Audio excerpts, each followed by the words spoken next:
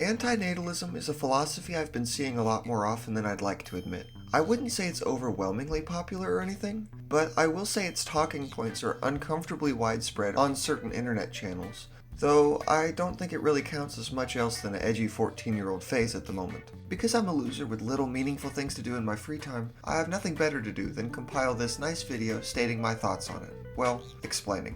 My thoughts are clearly displayed in the title. It's a bad philosophy with little more than faux morals backing it up, but some explanations are in order.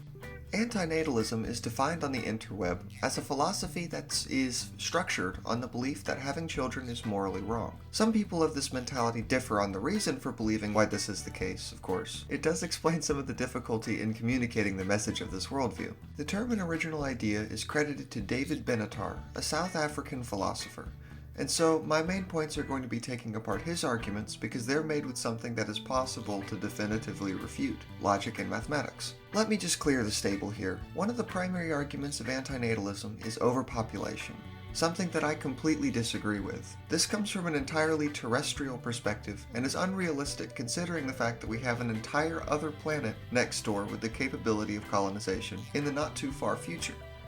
Not to mention one of the largest problems with the modern world, instead of overpopulation, is actually the allocation of resources and uses of landmass. Bodies of people, no matter how poor or well off, are almost always defined by waste. That's a totally different tangent. And with that argument out of the question, it's time to actually talk about philosophy. One of the things I hear most commonly from the antinatalist crowd is the concept of consent. Because you can't ask your child whether or not he or she wants to be born, you're thrusting life onto a person without permission. Usually this argument comes with the normal bits of, "Oh, I wish I was never borns." You know, the edgy stuff you'd expect from a cut-rate YouTube personality to say in a one-off gag.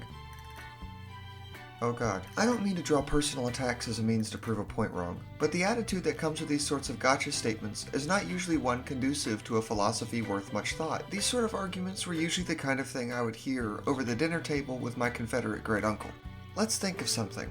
The age of consent is something that exists. Is it because evil adults like forcing their wills upon innocent children for sick pleasure? Or is it because people at the beginning of their life don't have skill sets or mental faculties to take meaningful decisions with lasting results in their life? This reason is why children shouldn't be able to take hormone treatments or transgender surgeries, consent to sexual acts, sign legal documents, or even lesser, tattoos. Children should not be allowed to make permanent decisions that affect their life. In that case, it's the job of the parent to decide what they think, with their more developed brain and more life experience, to determine what is in the best interest of the child until they are mature enough to make decisions themselves. This system isn't perfect, and there's lots of issues with it, but more or less it is effective in the stability of society and the survival of most people involved. So I would suggest maybe fixing up that system instead of replacing it with asking a baby without the understanding of object permanence if he or she consents to his or her continued survival. The next argument is a bit more ambiguous to discuss because of its less simple premise. The argument is that because there is suffering in life, that in order to bring suffering down, overall, in the world, it's required to remove as much life as possible, as the only way you can have zero suffering is to have zero life. This is also based on the assumption that the purpose of life should be to minimize suffering, which sounds like a good thing until basics physics is involved. Objects in motion stay in motion, objects at rest stay at rest. In order to move, you have to lose something. That isn't life. That's the fundamental structure of our universe. I would suggest a much more constructive goal would be to strive for efficiency and improvement. Yes, you suffer in the gym for a few months, but you stay healthy and end up feeling better as a result. Yes, you have to get out of your comfort zone to talk to people, but those connections you make can last a lifetime and provide a surplus of meaning, relationship, and even legs up on competition. Or, we could just all kill ourselves, because that makes us feel less discomfort in the here and now. That particular mentality is not nobility in my opinion. The continual strive for immediate emotional high and security over long-term meaning and gratification, in my book it's called cowardice. Cowardice and laziness. Two virtues of the modern world, so it seems. But you didn't hear that from me.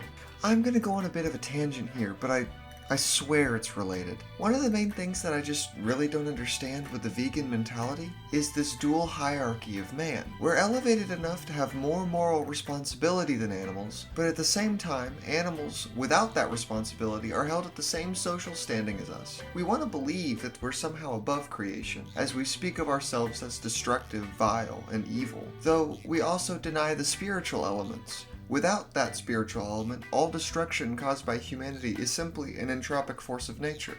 With the spiritual element, humans can't be held to the same value as animals because they lack the thing that separates them from humanity.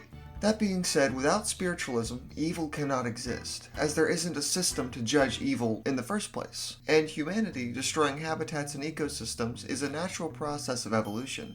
Any creature unable to survive doesn't deserve to live. However, if you do apply spiritualism into your argument, humans do have a responsibility to creation, to subdue and multiply, protect and manage.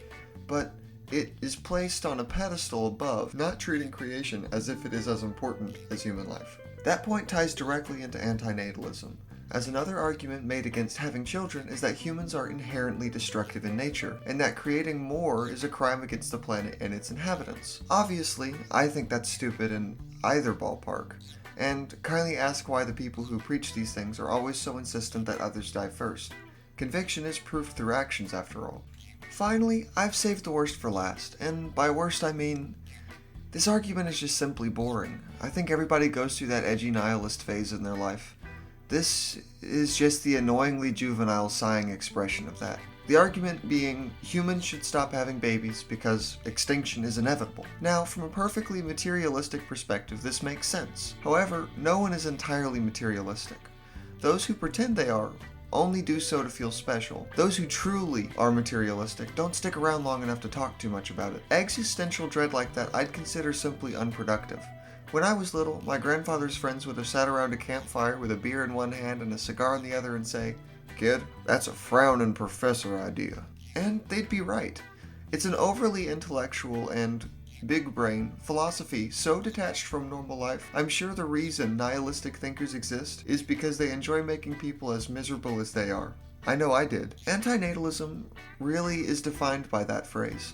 A simply unproductive idea made by a frowning professor in some ivory tower, looking down on simpletons who are trying to find one good thing that they could have. Oh, and one last thing. I generally try to avoid openly mocking people in professional settings.